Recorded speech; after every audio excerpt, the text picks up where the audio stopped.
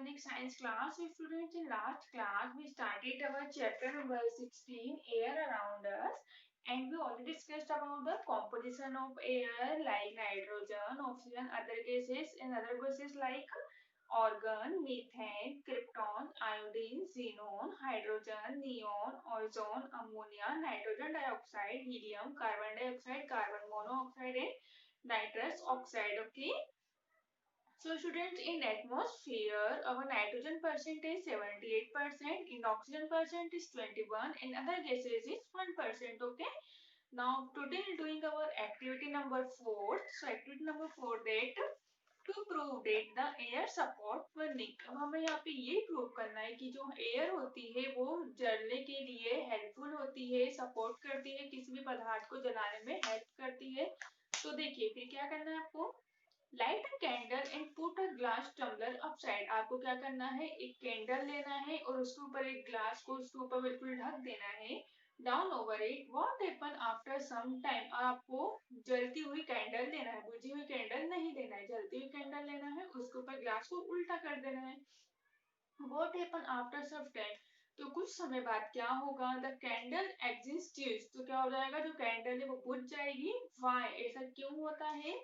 The amount of air present in the glass tumbler is used for burning, and when oxygen is exhausted, the candle extinguishes the so that air support burning. देखिए ऐसा इसलिए होगा because जो हवा की मात्रा होती है ग्लास के आसपास वो नहीं मिल पाएगी ग्लास में, क्योंकि जब हम ग्लास को उल्टा करेंगे तो कहीं भी एयर एंटर होने की प्लेस नहीं बचेगी. तो वहां से क्या होगा, वो मोमबत्ती बुझ जाएगी और हमें ये शो हो जाएगा कि जो एयर है वो जलने के लिए सपोर्टिंग होती है. जिस प्रकार एयर हमारे लिए सपोर्टिंग होती है सांस लेने के लिए, उसी प्रकार एयर किसी पदार्थ को जलाने के लिए भी बहुत सपोर्टिंग रोल प्ले करती है. Now our next topic is recycling of oxygen. अब जो ऑक्सीजन होती है उसकी रिसाइक्लिंग किस प्रकार होती है. Human beings and most of the animals take in oxygen and give out carbon dioxide.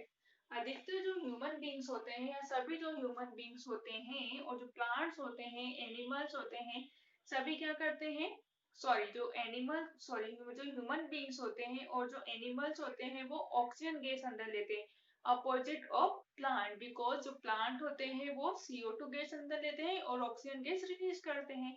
But जो ह्यूमन बींग्स, जो मानव होते हैं और जो एनिमल्स होते हैं वो ऑक्सीजन गैस इनहेल करते हैं and carbon dioxide gas give out करते हैं. Plants also take in oxygen and give out carbon dioxide during respiration. और जब प्लांट्स में रेस्पिरेशन की प्रोसेस होती है तो प्लांट कौन सी गैस लेते हैं, वो भी ऑक्सीजन गैस लेते हैं और कार्बन डाइऑक्साइड गैस रिलीज करते हैं like human and animals. Okay. But जब फोटोसिंथेसिस की प्रोसेस होती है तो प्लांट CO2 गैस लेते हैं और ऑक्सीजन गैस रिलीज करते हैं. But plant carry out of the process of photosynthesis during the day. दिन के समय में. In this process, plants take in carbon dioxide and give out oxygen. इसी प्रकार हम कह सकते हैं कि जो प्लांट होते हैं वो क्या करते हैं, कार्बन डाइऑक्साइड लेते हैं और ऑक्सीजन गैस रिलीज करते हैं. In this way, oxygen is recycled in nature by plants. और इसी प्रकार जो ऑक्सीजन गैस है उसका प्रकृति में, नेचर में रिसाइकलिंग चलते रहता है प्लांट्स के द्वारा, ह्यूमन बींग्स के द्वारा. The main reason behind the increasing quantity of carbon dioxide in the atmosphere.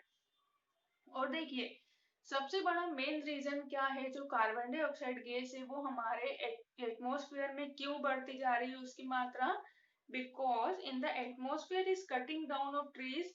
Because क्योंकि जो पेड़ों की मात्रा है वो बहुत ज्यादा स्पीड में कटती जा रही है, तो जो प्लांट्स है वो CO2 गैस एब्जॉर्ब नहीं कर पा रहे हैं, जिससे क्या हो रहा है, ऑक्सीजन गैस की कमी हो रही, ऑक्सीजन गैस कमी हो रही है, CO2 गैस बढ़ती जा रही है.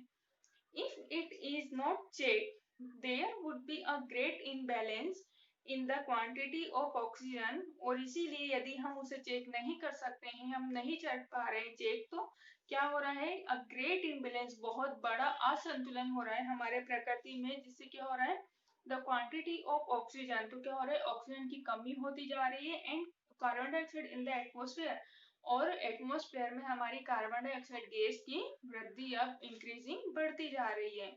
देखिए अब हम जानते हैं, आपको ये डायग्राम दिख रहा है बुक में, दिस ओके. तो देखिए यहाँ पर क्या हो रहा है, ऑक्सीजन कौन लेता है, ऑक्सीजन हम लेते हैं, प्लांट छोड़ते हैं ऑक्सीजन, हम CO2 छोड़ते हैं, वही CO2 प्लांट्स लेते हैं। और जब फोटोसिंथेसिस की प्रोसेस होती है तो प्लांट क्या करते हैं, ऑक्सीजन लेते हैं, कार्बन डाइऑक्साइड छोड़ते हैं। ओके, और जलने के लिए भी एयर बहुत इंपॉर्टेंस होती है, बिकॉज किसी पदार्थ को जलने के लिए एयर हेल्पफुल होती है। यदि एयर नहीं मिल पाएगी तो वो पदार्थ पूर्ण रूप से नहीं जल पाएगा। ओके, अब आता है नेक्स्ट टॉपिक, नाइट्रोजन। नाइट्रोजन का रिसाइकलिंग किस प्रकार चलता है, nitrogen is required by plants and animals for growth.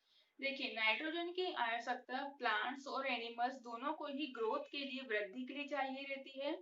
Neither plants nor animals can absorb nitrogen. यदि प्लांट्स और एनिमल्स नाइट्रोजन को एब्जॉर्ब नहीं करेंगे डायरेक्टली फ्रॉम द एयर, हम डायरेक्ट एयर से, nitrogen form air get fix in the soil in usable form. और देखिए जो नाइट्रोजन होती है वो क्या होती है, फिक्स होती है हमारे सॉइल में एस कंपाउंड, कंपाउंड के रूप में with the help of certain nitrogen fixing bacteria. जो क्या होता है, नाइट्रोजन फिक्सिंग बैक्टीरिया के द्वारा होता है।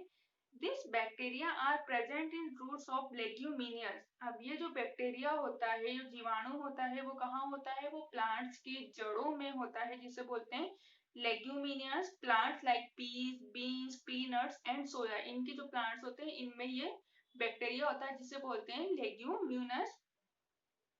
The compound of nitrogen are then absorb by the plant from soil. और यही कंपाउंड क्या होता है, नाइट्रोजन जो होती है वो क्या होती है, मिट्टी में जो जड़ें होती है प्लांट की उसके द्वारा एब्जॉर्ब कर ली जाती है। When animals eat plant product get nitrogen from them. और जब ये एनिमल्स इस प्रोडक्ट को, इस प्लांट प्रोडक्ट को खाते हैं तो क्या होता है, वो नाइट्रोजन गैस को रिलीज करते हैं। So student that's all for now, in next class we are discussing about next topic. Thank you, have a nice day.